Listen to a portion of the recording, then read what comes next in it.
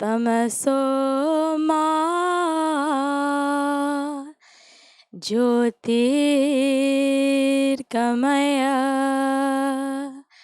मृत्योर्मा अमृतं गमय। ॐ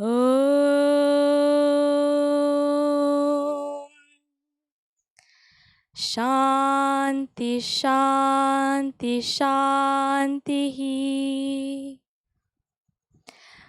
वक्रतुण्ड महाकाय सूर्यकोटि समप्रभ निर्विघ्नं कुरु मे देव सर्वकार्येषु सर्वदा।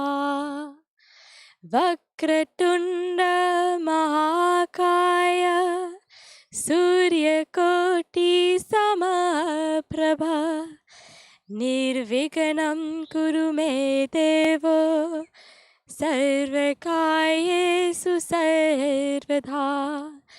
वक्रतुण्ड महाकाय सूर्यकोटि समप्रभ निर्विघ्नं कुरु मे देव सर्वकार्येषु सर्वदा। वक्रतुण्ड महाकाय सूर्यकोटि समप्रभ निर्विघ्नं कुरु मे देव सर्वकार्येषु सर्वदा।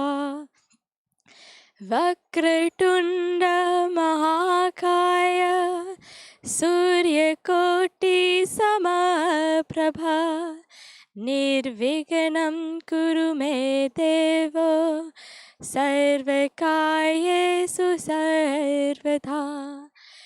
सर्वमङ्गलमाङ्गल्ये शिवे सर्वार्थसाधिके शरण्ये त्र्यम्बके गौरी नारायणी नमोऽस्तुते।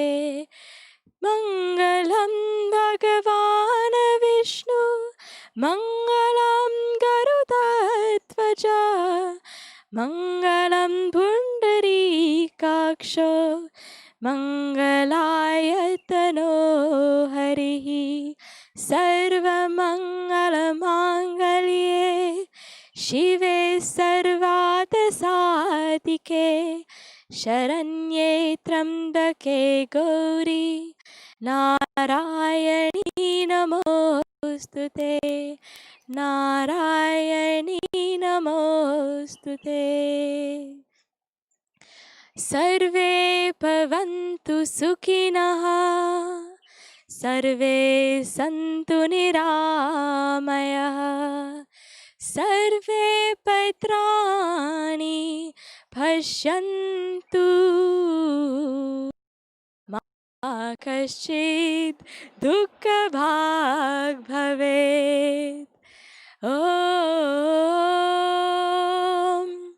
त्वमेव माता च पिता त्वमेव त्वमेव बन्धुश्च सखा त्वमेव त्वमेव विद्या द्रविणं त्वमेव त्वमेव सर्वं मम देव देव। कायेन वाचा मनसेन्द्रियैर्वा बुद्ध्यात्मना वा प्रकृतिर्स्वभावात् करोमि यद्यत् सकलं परस्मै नारायणायेति समर्पयामि। ॐ गुरुर्ब्रह्मा गुरुर्विष्णुः गुरुदेवो महेश्वरः गुरुर्साक्षात् परब्रह्मा तस्मै श्री गुरवे नमः तस्मै श्री गुरवे नमः तस्मै श्री गुरवे नमः ॐ भूर्भुवस्सुवः तत्सवितुर्वरेण्यं भर्गो देवस्य धीमहि धियो यो नः प्रचोदयात् ॐ भूर्भुवस्सुवः तत्सवितुर्वरेण्यं भर्गो देवस्य धीमहि धियो यो नः प्रचोदयात् ॐ भूर्भुवस्सुवः तत्सवितुर्वरेण्यं भर्गो देवस्य धीमहि धियो यो नः प्रचोदयात् ॐ शान्ति शान्ति शान्तिः हरिः ॐ श्रीगुरुभ्यो नमः हरिः ॐ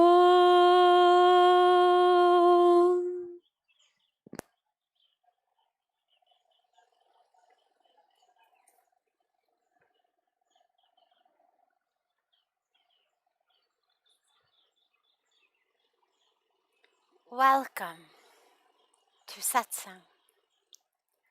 Welcome to the holy and beautiful and sacred banks of Mother Ganga. Let's begin by spending a few moments together in meditation. Before you close your eyes, allow them to catch this beautiful darshan of Mother Ganga so that it stays in your consciousness when you close them. Have a moment and just fully absorb the darshan of Mother Ganga. And then allow that darshan to stay in your mind's eye while you close your eyes.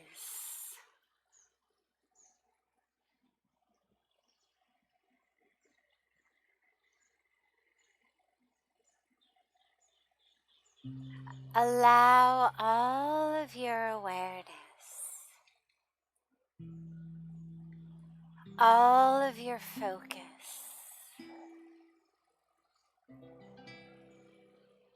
to pull from the world outside, whatever's going on in your home or your city, your country, your personal relationships. Whatever's going on, just unhook. You can come back to it later. But for now, just unhook your awareness. Unhook your attention from all of that and re-hook it deeply within the center of your being.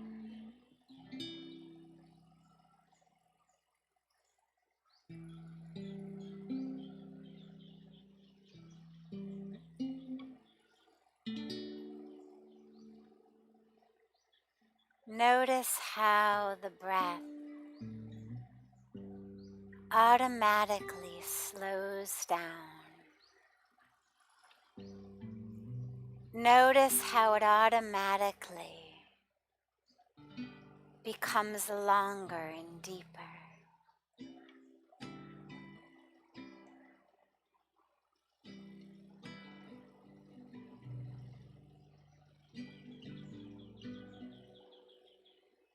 Allow yourself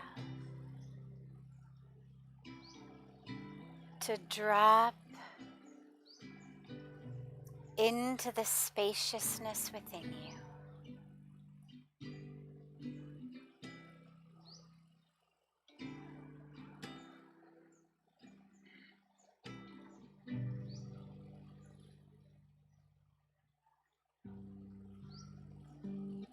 Draw the awareness to the breath.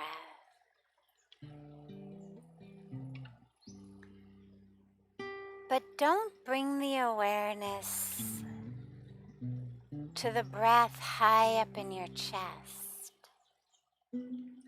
Instead, draw the awareness low in your abdomen to a place just below your navel called the Swadhisthana chakra. Draw the awareness to that Swadhisthana chakra. As you breathe in, you inhale, and you exhale from that sacred spot. On the inhalations, feel that energy center expanding and expanding with the breath. And on the exhalations, allow yourself to drop down deeply into that energy center at the core of your being. For a few moments,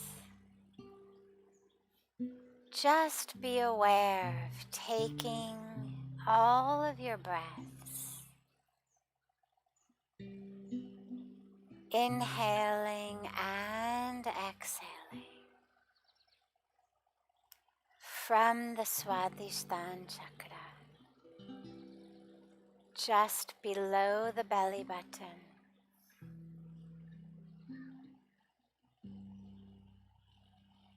Drop all the awareness, the energy of the breath there.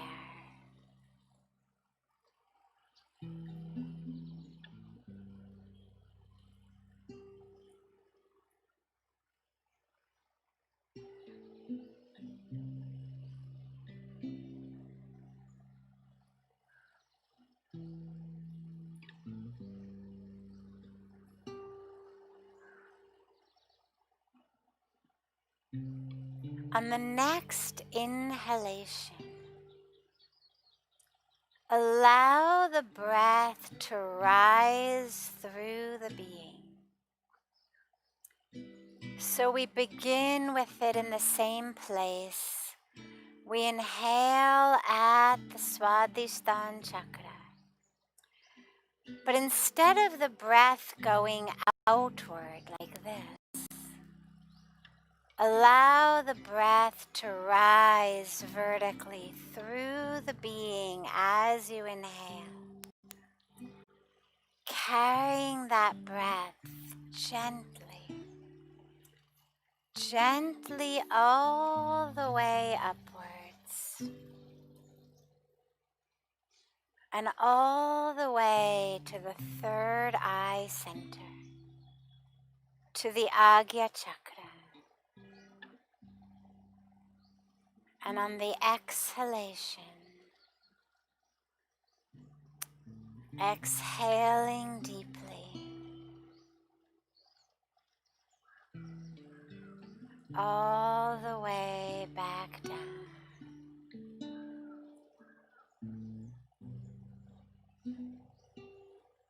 back to the Swadhisthana chakra. Allow yourself to take the next many breaths like that. On the inhalation, allow that breath to rise slowly, gently. Don't force it.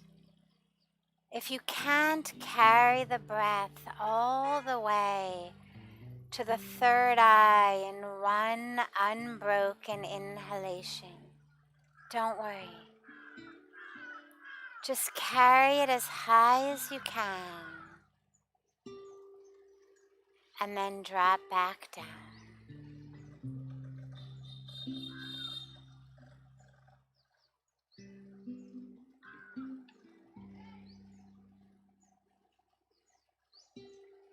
Rising higher and higher on the inhalation. Carrying that breath closer and closer to the third eye center. Feeling that third eye awaken and open. Feeling it activate.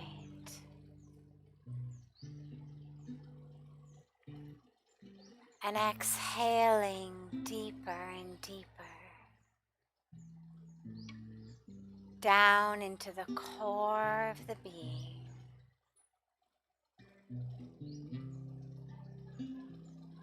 Take the breaths at your own pace. Don't force them. Don't suffocate yourself. Just allow a natural rising of the breath as you inhale and a dropping deeper as you exhale.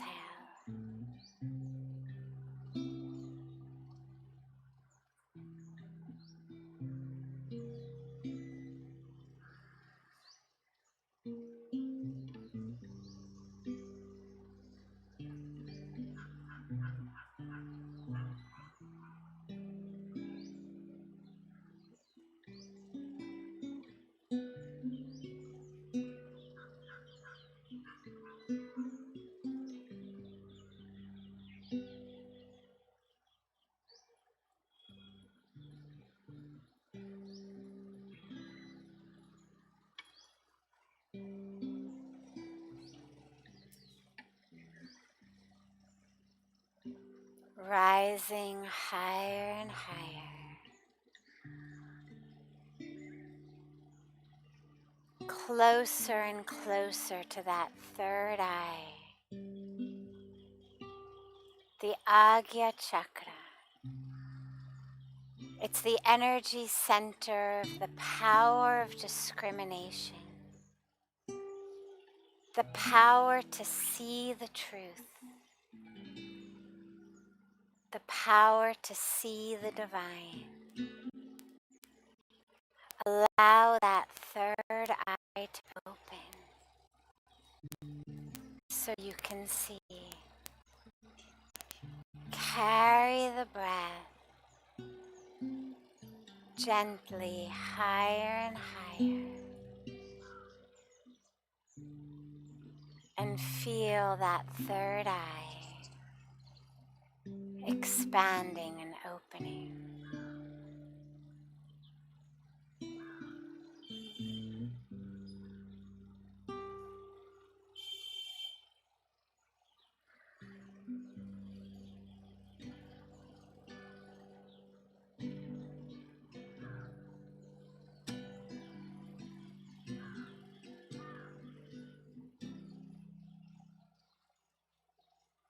You can add a gentle mantra with it if you'd like. You can chant so on the inhalation and hum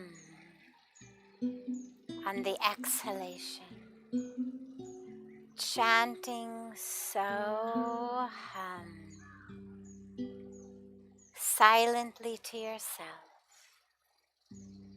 It means I am that. I am one with the Creator. I am one with the creation. I am one with all. One with the universe. One with the supreme reality. I am that. So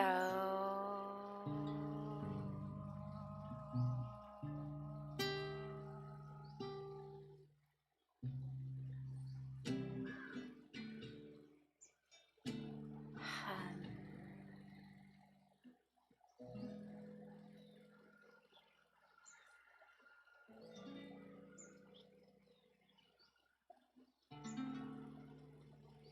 So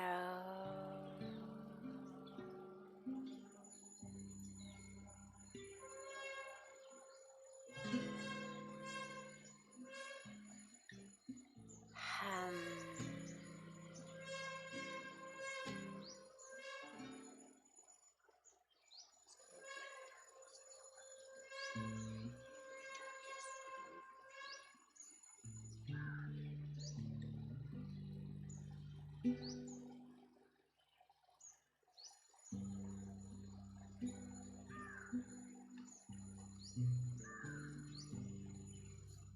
Hear the waters of Mother Ganga flowing not only in your ears, but flowing through you. Feel the waters of Mother Ganga washing over you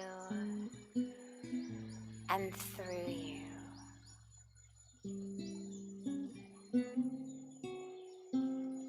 Feel them rising with the breath within you.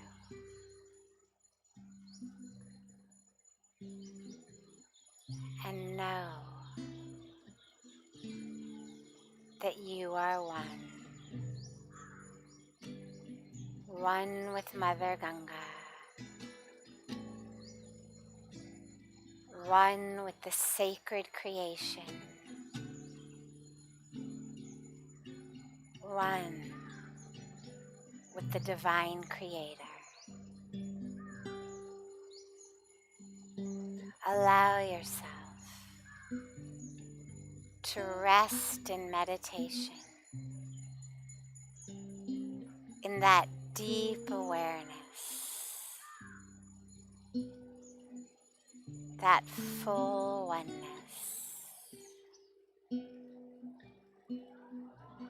Allow yourself to rest there.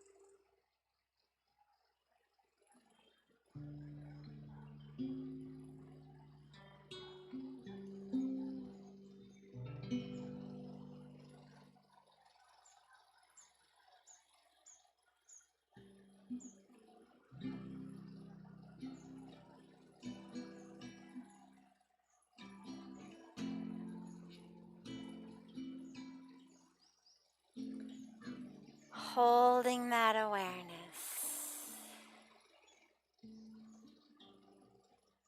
holding that spaciousness, Gently open your eyes.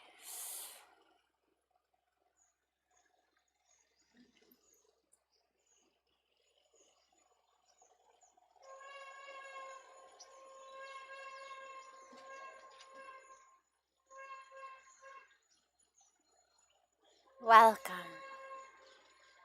to Satsang.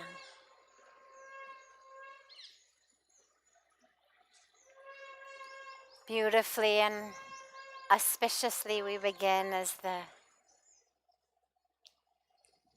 conch is blown in the temple.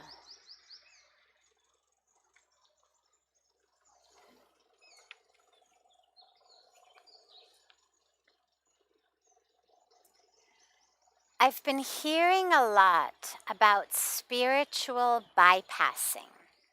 I can't seem to understand it because to think that we can bypass any spiritual developmental milestones is an illusion. What is spiritual bypassing? So, spiritual bypassing is a term that refers to the process through which, due to very deep, very beautiful, very profound, very real spiritual experiences, we think that we are done. For most of us, we have many different processes going on. There is, of course, the deepest spiritual process, the core of who we are, our Dharma, that unfolding of the truth of who we are, that opening of who we are, that waking up of who we are. That's the corest, the deepest process and level.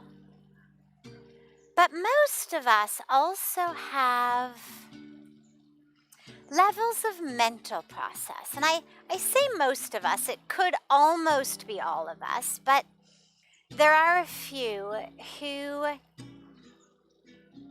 having come into an enlightened family, coming into a truly beyond unique exception, managed to be born and raised in a family, in a situation where every minute of the day they are simply seen in the fullness of themselves as divine beings, where the people around them see each other as divine beings, where that nature within them is cultivated, groomed, watered from the time they're born. Children who never in any way end up experiencing the repercussions of a parent's stress or a parent's tension or a parent's confusion or anger. So you can see as I'm telling this, it sounds very much like a fairy tale situation. So most of us do have these mental processes, but I know there are occasionally situations. So for that we say most of us. The mental process is a process in which, during our childhoods, during our time of ego development, during our time as we grow and we understand who we are in the world, we end up developing what we call sanskaras, or personalities, or identities, or complexes, or neuroses, or issues. I mean, there's so many different words that dance around the same process, which is basically the nonsense in my mind. It's basically the stuff in my mind that isn't working for my own awakening, that isn't working for my own enlightenment, that isn't leading me toward a capital T truth, but rather that says things like, oh my God, you're so stupid, or that person's really ugly, or you're not good enough for this, or that person isn't good enough for that. Whether it's judgment of the self, judgment of others, that mental process is that which holds us back in a lot of ways. It's what keeps us stuck. It's what keeps us stuck in relationships, relationships with each other, relationships with ourselves.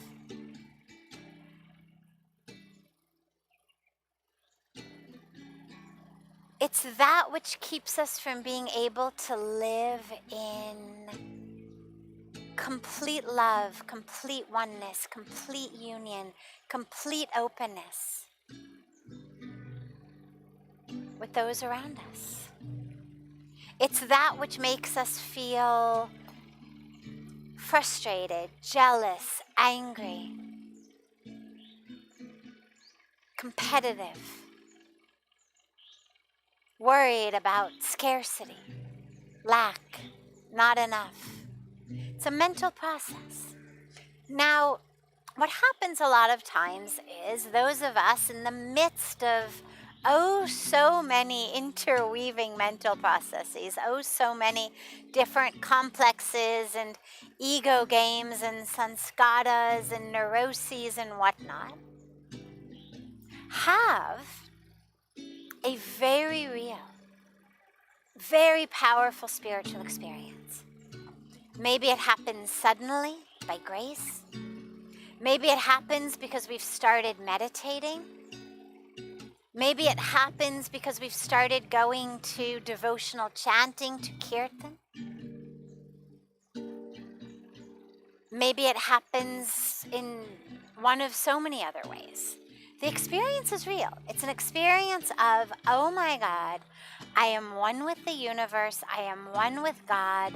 I am perfect. Everything is perfect. I understand it all. And it's real. And it's beautiful. And in almost every case, it has not obliterated, undone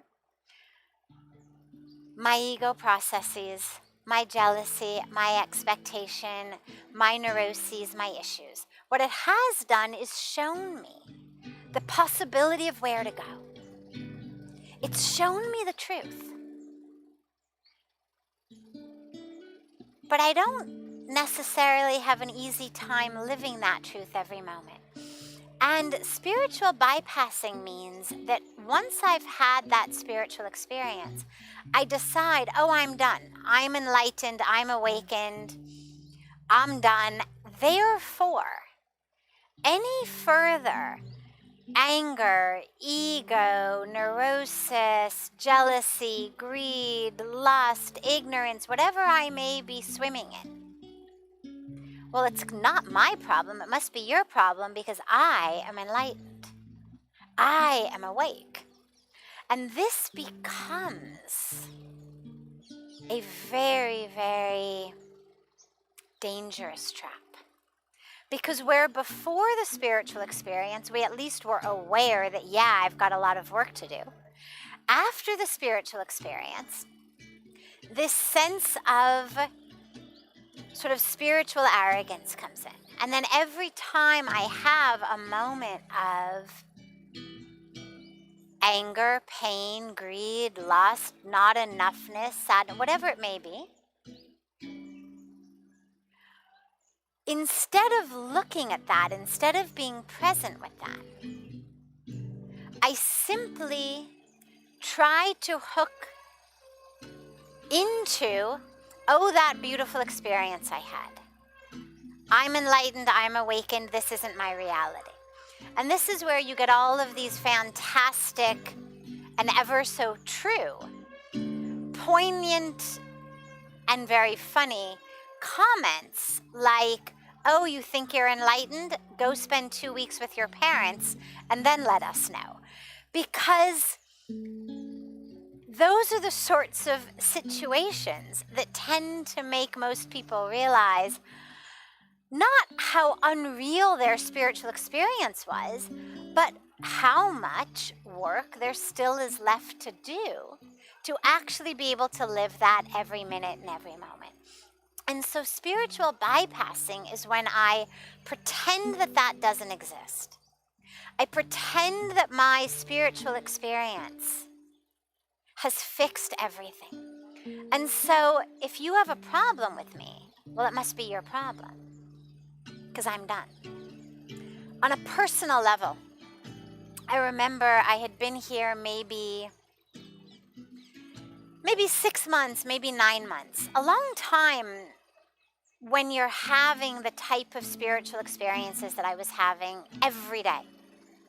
Every hour of every day almost, of just such ecstasy, such complete immersion in God, in divinity, in ecstasy, tears pouring down the face ecstasy.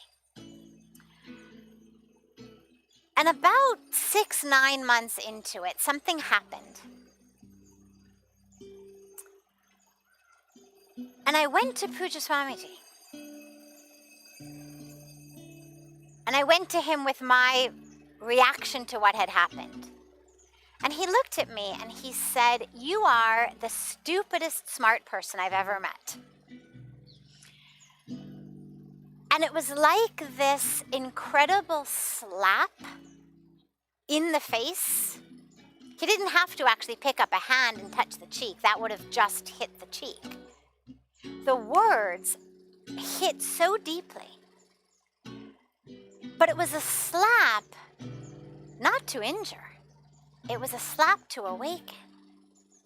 Because it was a slap of the ego that made me realize, oh yeah, all of these incredible experiences I've had, yes, so real, so true, so full, so complete, and yes, I still had 25 years worth of sanskaras, worth of neuronal patterns and networks that were still at play. And that still could be triggered sometimes by something that someone said or did. And that could still thrust me into an identity that wasn't all love, all truth, all divinity, but that was a conditioned identity, a sanskara, a habit from the past. And it was, while it was obviously very painful to the ego at the moment, that's the great role of what the gurus do, is instead of allowing you to just slip into ignorant, not bliss, it's not bliss, because without truth there can't be bliss, but without letting you slip into ignorant comatoseness, they wake you up. And they metaphorically, Puja Swamiji's guru used to actually slap him. He just metaphorically awakens that ego with that psychic slap of the ego to realize, hey, wait, there's still work to do. There's still patterns that need to heal. There's still patterns that need to be looked at. And that's a beautiful process, by the way. And this is why whenever people ask me about the intersection of psychology and spirituality or different, psychological patterns we have, I always say this is exciting work, because it shows you the very unique inner workings of your psyche. On a spiritual level, we are one. Consciousness, awareness, soul, spirit, it is the same. There's nothing unique about soul. Soul just is.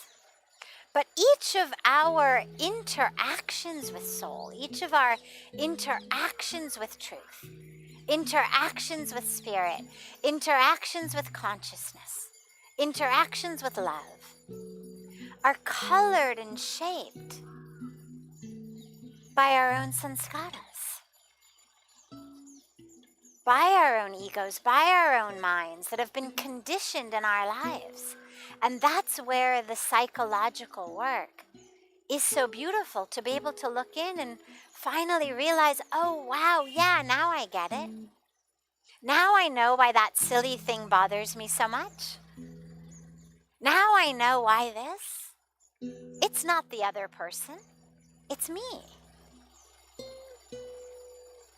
And again, not with any guilt or judgment or criticism, just with pure awareness of, oh yeah, there's that pattern. It's like, I injured my knee about 4 or 5 years ago, and it's pretty much healed, 99% healed, but every once in a while I do something and, I bend down too quickly, or I stand up too quickly or something, and then I remember, oh yeah, that knee. Not with judgment, not with criticism, just awareness. Oh yeah, the knee. And in the same way, we recognize these patterns we have just with that. Oh yeah, that sanskara. Oh yeah, that pattern. Oh yeah, that history. Not to do that, to deny that, to pretend that doesn't exist, to move through the world with the I am perfect, everyone else is the problem. I am enlightened, I am awake. If you have a problem with me, it is your problem. You must be the one in ego. That's spiritual bypass. To believe that I am somehow free of patterns, of sanskaras, of ego, simply because I've been graced with an extraordinary, exquisite, ecstatic spiritual experience. That's spiritual bypass. So you see it a lot in the spiritual world. It's the non-functioning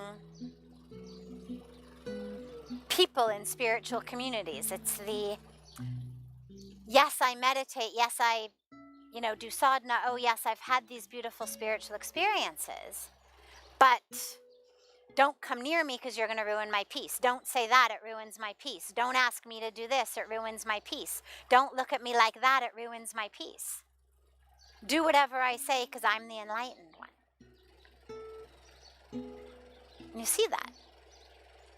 Oh, I don't need to do that, I'm enlightened. You sadly see this a lot. And so that's where the term comes from. And it's a beautiful reminder of the beauty of our own psyches, the beauty of our own unique makeup. Not as something to get stuck in, not as something to identify with, not as something to take over our lives with, processing it, drowning in it, rehearsing it, rehashing it over and over and over again, such that we literally just live in the past, but simply to be aware of it. And wherever there's blockages, wherever there's stuckness, wherever there's darkness,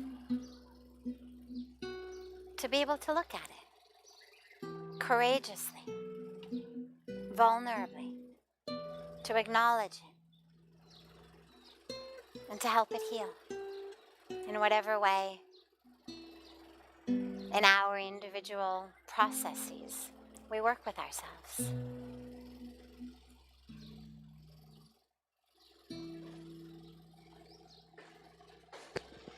Hari Om, Sadhviji. Have we really learnt our lessons, or will the intensity be diluted once the virus is under control? What steps can we take as individuals and as communities to ensure we continue to expand?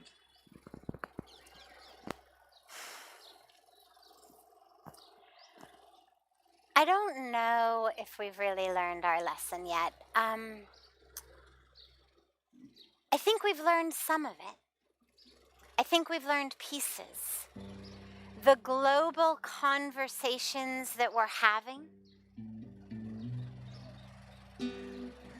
about the environment, about ecology, about Mother Earth, about racism, about equality,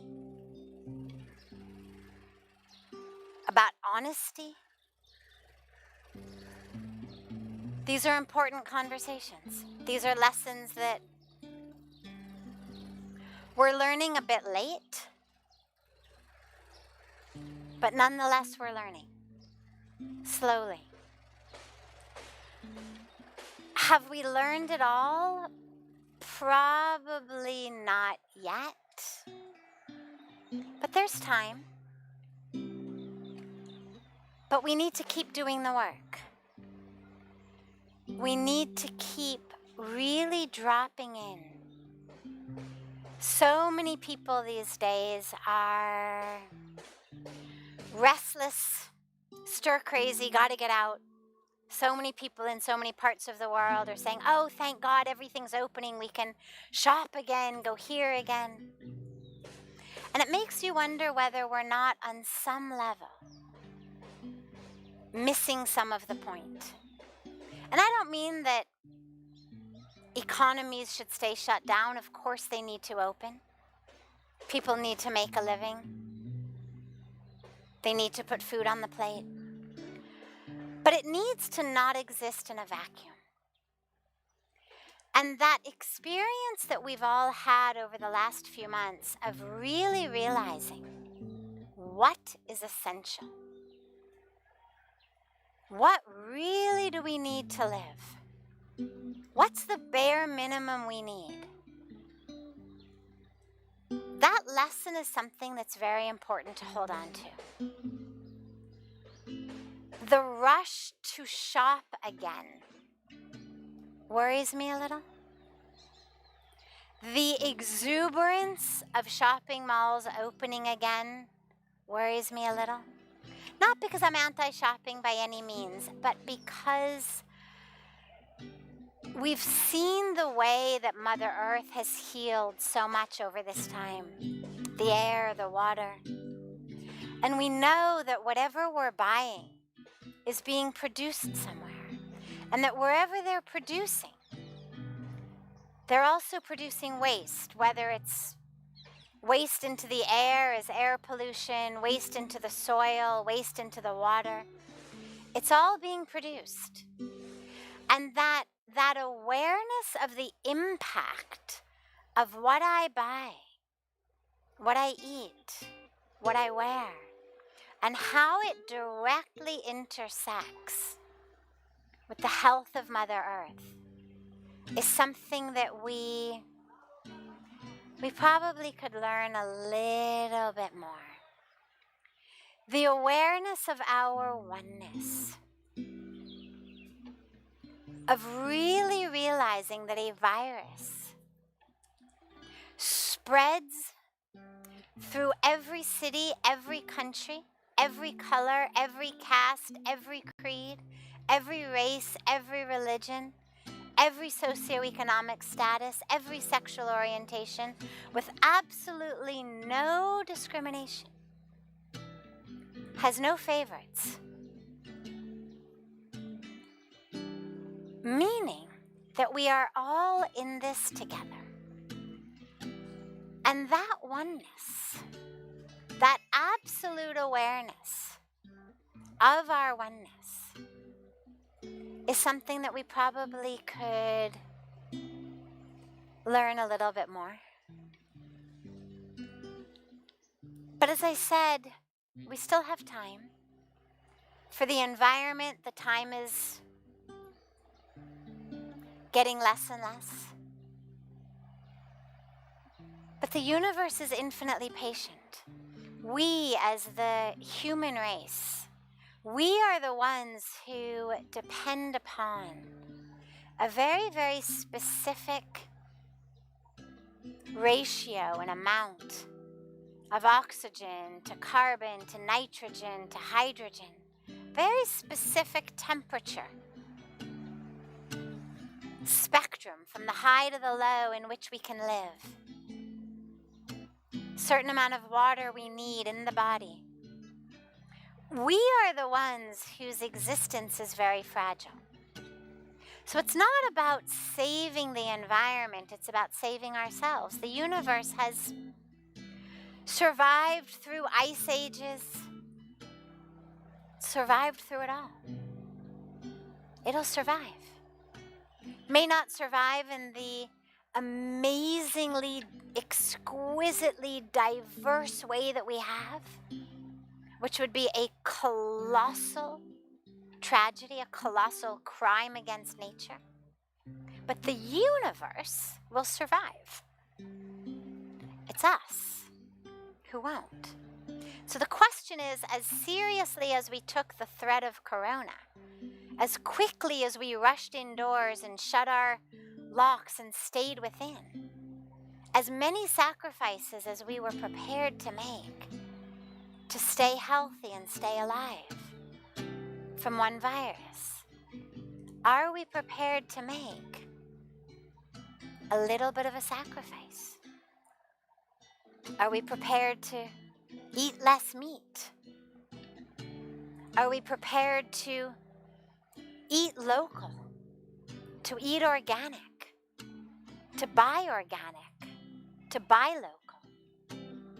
to buy fair trade? Are we prepared to live simply so that others may simply live?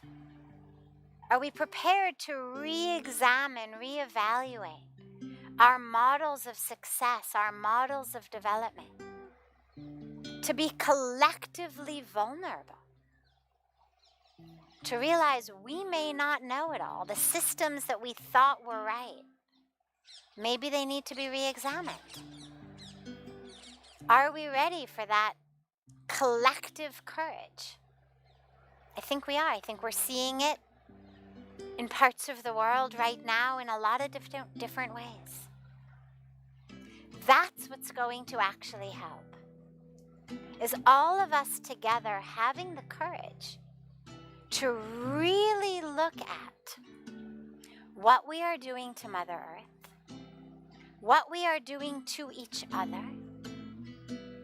what we are doing to ourselves, our capital S self, that was put here on earth, not to own more or achieve more or acquire more, but to awaken more, to experience more, to love more, to be more, not to become more, but to experience the beingness of the moreness that we already are. And if we can do that individually and collectively, we'll learn that lesson. We'll create that new normal.